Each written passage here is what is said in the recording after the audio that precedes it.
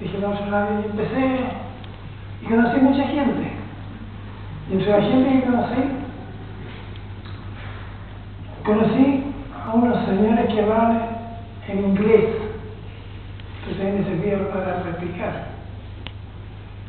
Y me acerqué, o sea, me comuniqué con ellos y se presentaron como una congregación religiosa que se está instalando en el archipiélago de los Chonos. Y aquí es uno de los grandes mitos que siempre relacionan la isla de Chiloé con French. No, hay 500 kilómetros de distancia, no. De que está en el archipiélago de los Chonos, por la Volteca. Así fue como lo conocí. Después, como un mes y medio después, lo conocí personalmente. ¿Cómo? Estaba hablando un día como a mediodía y salía de ellos por la radio.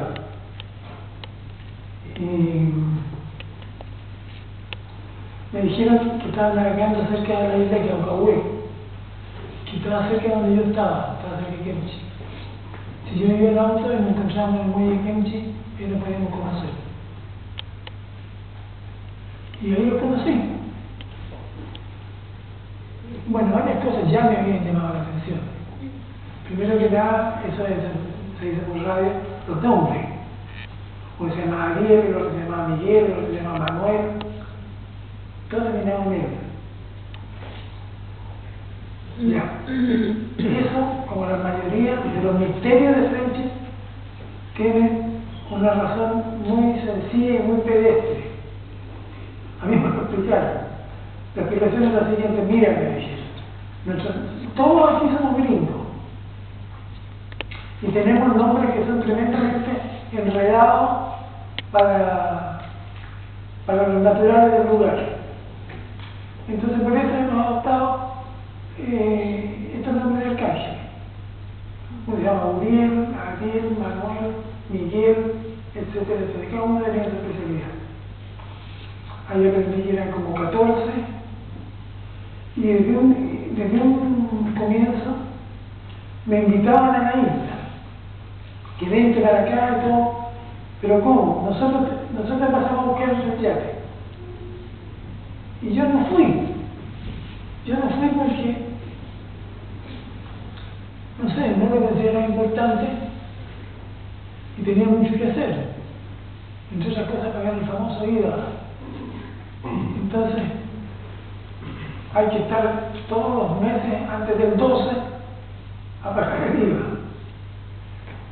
Y un viaje y una invitación de ese tipo son esas invitaciones del sur.